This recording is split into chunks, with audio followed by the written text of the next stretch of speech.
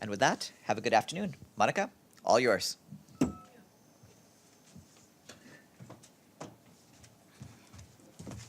Good afternoon, everyone. It's good to see you again. I have two short notes before I hand over to you for your questions. And we'll start today with a note on Africa. The President of the General Assembly welcomes the announcement by the President of South Africa on the formation of the first gender parity government in the country. In a tweet, Ms. María Fernanda Espinosa said that His Excellency President Cyril Ramaphosa's decision to appoint a cabinet with 50% of female ministers was a strong example of an inclusive leadership style which will bear fruits not only for South Africa but for the entire region. The PGA reiterates that the participation of women in decision-making processes, as well as in leadership roles, makes a real difference to societies, countries, and the world. Ms. Espinosa expects that more and more member states will continue to support and promote gender equality goals as a fundamental step to advance sustainable development and the 2030 agenda. And tomorrow, 31st of May, the PGA will travel to Antigua and Barbuda to attend the international concert Play It Out as part of her global campaign against plastic pollution and single-use plastics. Together with the government of Antigua and Barbuda and Norway, Ms. Espinosa is hosting the event. It features performers such as Grammy Award-winning singer Ashanti, Cody Simpson, reggae star Rocky Dawani, Machel Montano, DJ Robin Schultz, Nico and Vince, Band Santa Lucia, and Bomba Estéreo. The PGA is grateful to all partners, including UNOPS, the Green Group, and Lonely Whale, that are joining forces with Ms. Espinosa's office to take collective action in order to tackle the crisis of plastic pollution. Admission to the concert is free of charge, and organizers expect an attendance of up to 20,000 people. Ms. Espinosa believes in the engagement of responsible consumers to beat plastic pollution everywhere. According to UN Environment, every day a dump truck full of plastic is dropped into the ocean, equaling up to 13 million tons per year. And as we said yesterday, only 9% of plastics are recycled. And since we are talking about UN Environment Ambassador Adam Grenier, Hollywood star, will join the PGA and her team in Antigua to ring the closing bell on single-use plastics. And as you know as well, the entire event on Saturday at the Sir Vivian Richards National Stadium in Antigua will be live streamed by UN Web TV, so you can turn on your computers. More information on our dedicated website, which is www.un.org/PGA/73 Play It Out. And of course, computers and, iPads or cell phones, everything that has access to UN Web TV. So we are very thankful to them as well to partner with us in this event. And this is actually everything from us. You have any questions? Zachary, go ahead. Thanks, Monica. Back to Africa. Has the president weighed in yet on the Anglophone crisis in Cameroon? Zachary, thanks for your question. Actually, the PGA is concerned about the tensions in Cameroon. She calls for all parties to respect international humanitarian law. Ms. Espinosa also urges all parties in Cameroon to end acts of violence, to engage in a broad-based, inclusive dialogue with a view to finding a political solution to this crisis. And at the same time, to ensure as well that civilians in Cameroon are protected. Thank you. Mr. Abadi and then Stefano. Mr. Abadi, go ahead. Thank you, Monica. Yesterday, I believe you mentioned that the working group on the restructuring of Security Council has begun its meeting. Now, this group has met for a quarter of a century.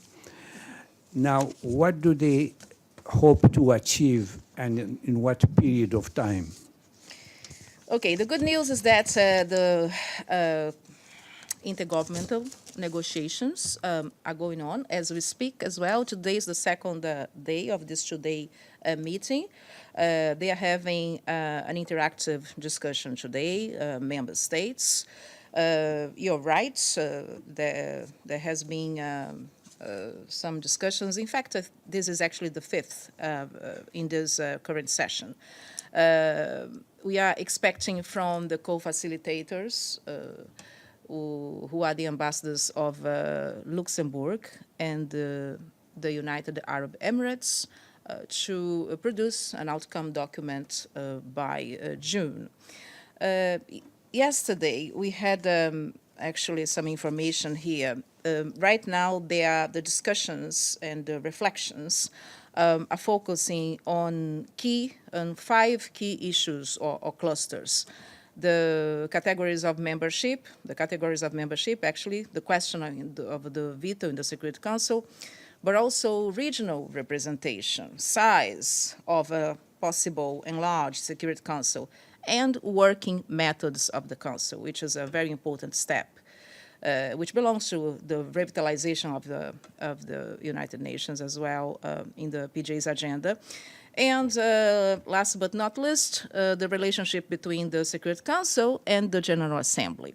And from the conversations that are being held right now, we can, for instance, say that there is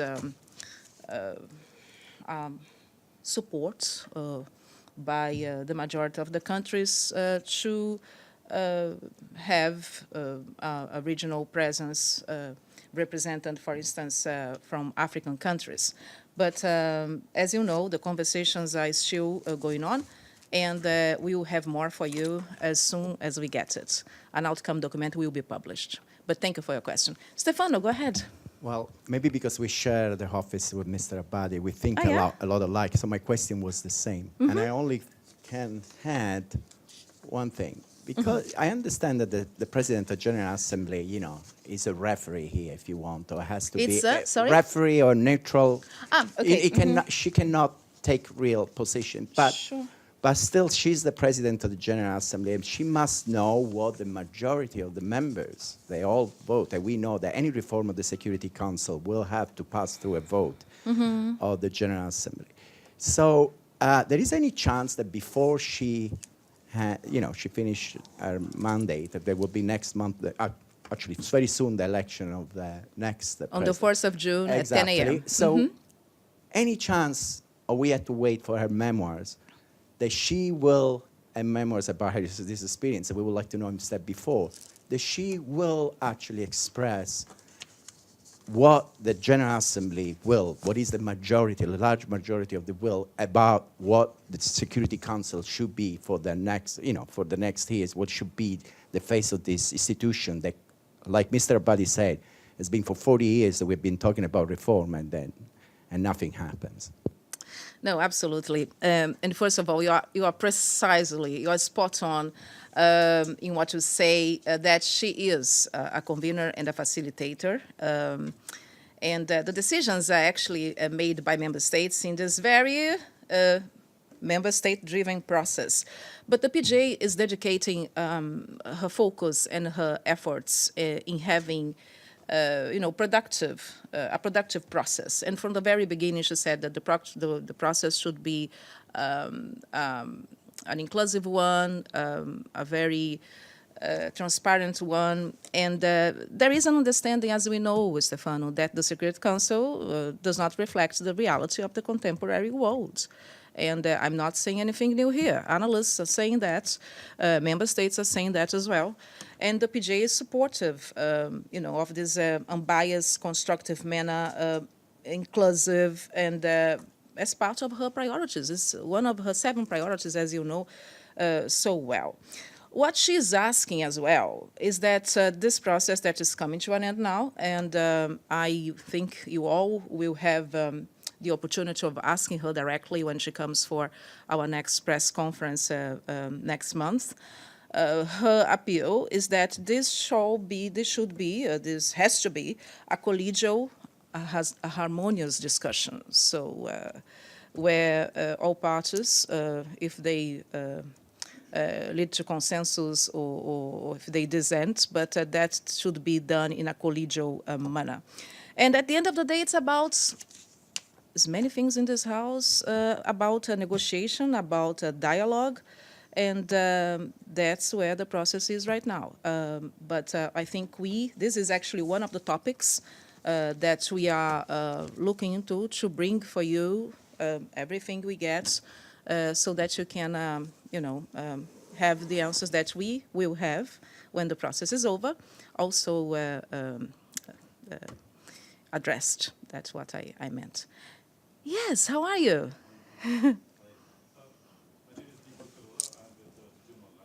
You are with New Delhi, India. Okay, welcome. Yeah. One of the sustainable development goals of the UN General Assembly is good health and well-being. And there was this assembly, assembly in Geneva recently, which has concluded. And as the president and the UN thinks that we should not leave anybody out. Now, what I understand is that Taiwan was not allowed to participate in that. So, is there any view of the president as to how can this be? I mean, this can be removed. Anomaly can be removed so that at least it gets to participate sometime in future.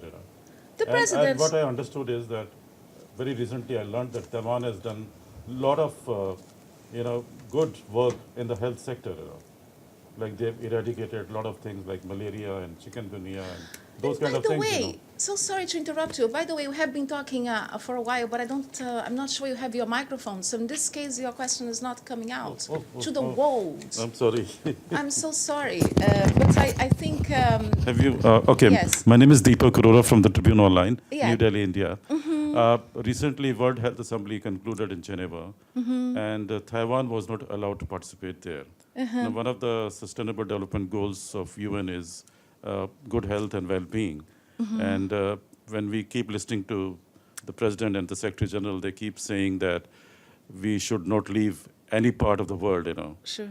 And so has the President given any thought to it as to how this lacuna can be removed so that people of Taiwan can participate?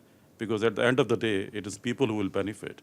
And I was quite surprised to hear that Taiwan has done good work in the health sector, And they have been able to overcome malaria, chikungunya, a lot of other things which are prevalent in third world countries, I think now we can understand your question. No, it's okay. It's okay. It's the technology and the arrangements here in the room. Basically, any arrangements or participation in events for the WHO, the World Health Organization, I would actually refer you to them. You're talking about the assembly actually. Of the annual assembly of the organization, which is actually led by Dr. Tedros, and I would really refer you to our colleagues there. The theme of this presidency is making the UN relevant to all people. The president has been working very hard on this particular theme, which actually is a summary of our 7 priorities. And right now, I think you are probably aware, we are working on this concert in Antigua and Barbuda, where the president is actually focusing and counting on the participation of people everywhere in the world, not only in the Caribbean, but also everywhere in the world, in order to tackle plastic pollutions, which is, by the way, a very important health issue as well. As we know, if you don't do anything, there will be more plastic in the oceans by 2015 than fish. And this affects everything, affects also the health of human beings. So this is basically what I have to tell you. The participation of people everywhere is very, very important for her. But if you don't have any other questions, I thank you very much, and I see you tomorrow. But I think Carla has something. Okay, Thank Carla, you. you have the last word. Thank you very much. Yes.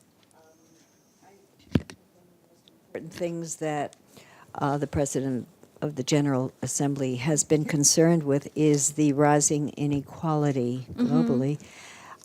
Does she have any comment about Philip Alston's latest report on the fact that the austerity measures in England have driven 1/5 of the population in Great Britain below the poverty line, and at the same time, hundreds of millions of dollars are being spent on weddings for the monarchy. And this seems to be one of the most glaring examples of inequality. Also, Angela Merkel has spoken out against the rise of the extreme right wing in the elections in Europe and the rise of anti-Semitism in Germany. And yet it was Angela Merkel some 10 years ago who imposed the austerity measures, which have driven a large part of Europe into poverty. The Greeks live in ghastly situation. So these austerity measures are certainly increasing inequality. So does she have any comment about this report? It just was issued recently by Philip Alston. Sure. I'll have to look into it for you and then bring you the answer, okay? Thank you very much. I see you tomorrow, okay? And tune in on Saturday. It's going to be a good concert. Thanks.